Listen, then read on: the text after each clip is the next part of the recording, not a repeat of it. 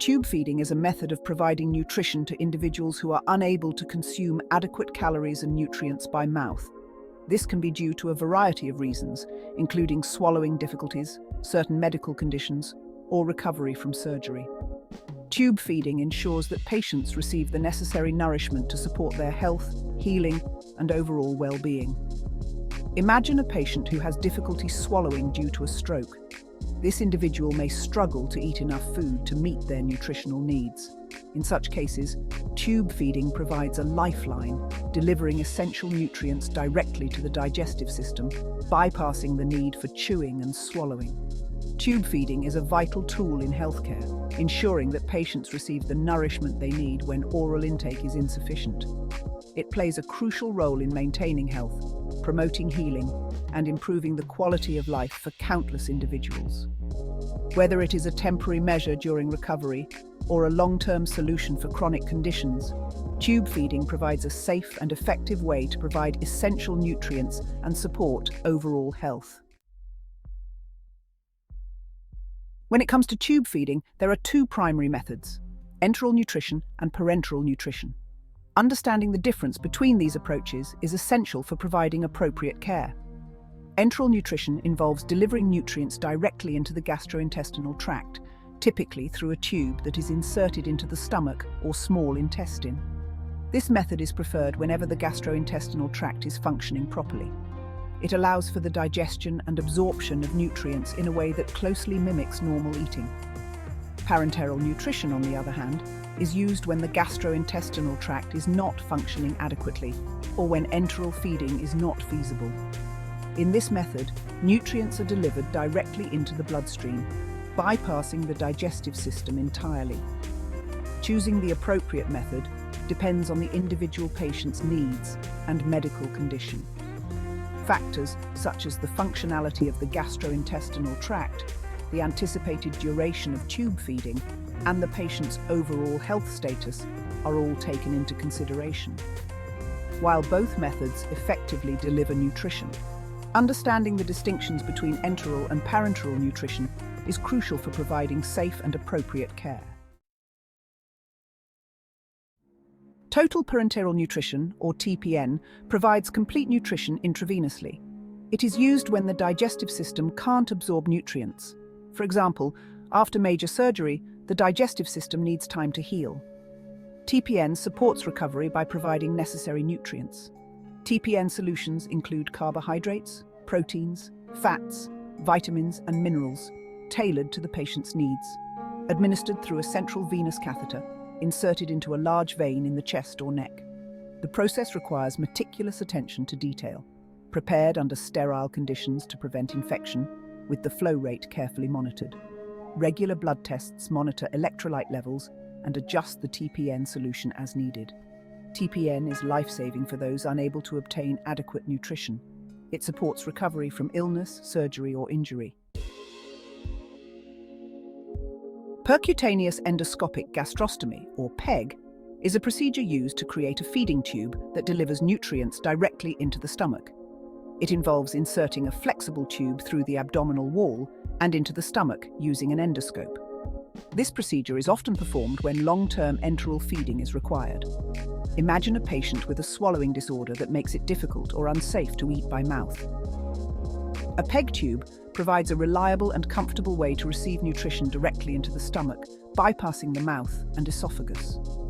During the PEG procedure, the patient is typically sedated, and an endoscope is inserted through the mouth and into the stomach. The physician then makes a small incision in the abdomen and guides the feeding tube through the incision and into the stomach. The tube is secured in place with a small balloon or bumper, preventing it from being accidentally dislodged. PEG tubes are generally well tolerated and allow for easy administration of food, liquids, and medications. They offer a more permanent solution for long-term enteral feeding compared to nasogastric tubes, which are inserted through the nose and into the stomach. Section 5. Administering parenteral nutrition, continuous versus intermittent. Administering parenteral nutrition, or PN, requires careful consideration of the patient's needs. There are two main methods: continuous and intermittent. Continuous PN involves a steady infusion over 24 hours. It's used for critically ill patients with high nutritional needs. It ensures a constant nutrient supply. Intermittent PN is infused over 8 to 12 hours. It's used for patients transitioning to oral feeding. The choice depends on the patient's condition and lifestyle. Section 6. Safely discontinuing parenteral nutrition. Discontinuing parenteral nutrition, or PN, should always be done gradually and under the guidance of a healthcare professional. Abrupt cessation of PN can lead to complications such as hyperglycemia, which is low blood sugar, or electrolyte imbalances. The process of weaning a patient off PN typically involves gradually decreasing the rate of infusion or the concentration of the nutrient solution. This allows the body to adjust to receiving fewer nutrients intravenously and to resume normal digestive processes. During the weaning process, the patient's oral intake is gradually increased, and their tolerance to food is closely monitored. If the patient is able to consume adequate calories and nutrients orally, PN can be safely discontinued.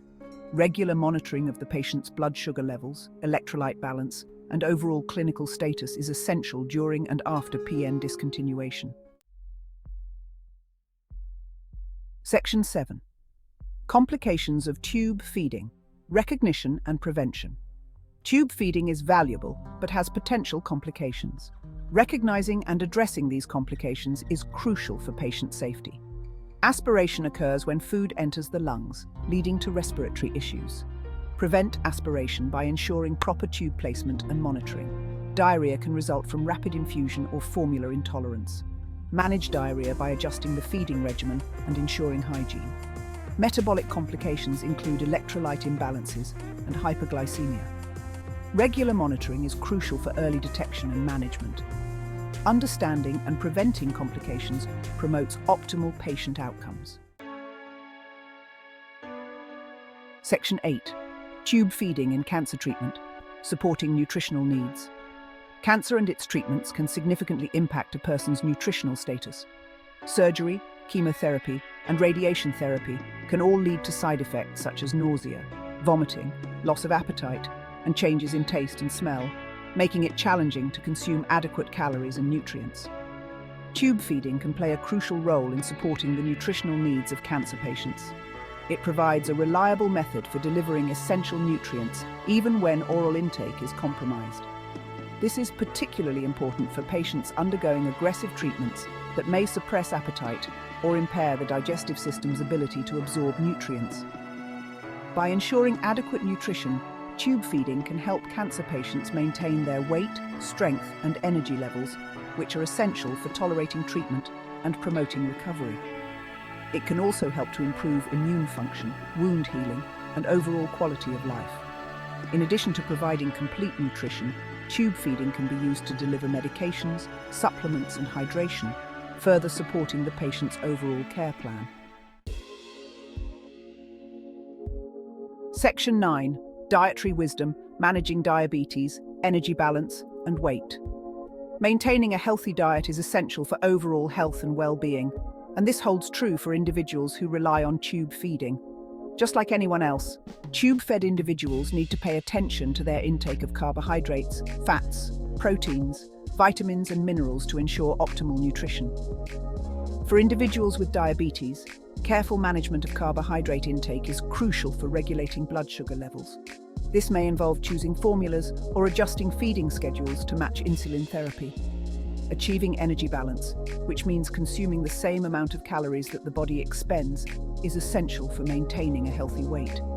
For individuals who are underweight or at risk of malnutrition, tube feeding can be used to provide extra calories and nutrients to promote weight gain. Conversely, for individuals who are overweight or obese, adjustments to the feeding regimen may be necessary to promote weight loss. Working with a registered dietitian is highly recommended for individualized dietary guidance and to develop a meal plan that meets specific needs and goals. Section 10. Conclusion: embracing nourishment and well-being. Tube feeding plays a vital role in providing life-sustaining nutrition to individuals who are unable to consume adequate calories and nutrients by mouth. Whether it is temporary support during recovery or a long-term solution for chronic conditions, Tube feeding offers a safe and effective way to nourish the body and promote well-being. Understanding the different types of tube feeding, their administration, potential complications, and dietary considerations is essential for providing comprehensive and compassionate care. By embracing a holistic approach that encompasses both physical and emotional well-being, we can empower individuals who rely on tube feeding to live their lives to the fullest.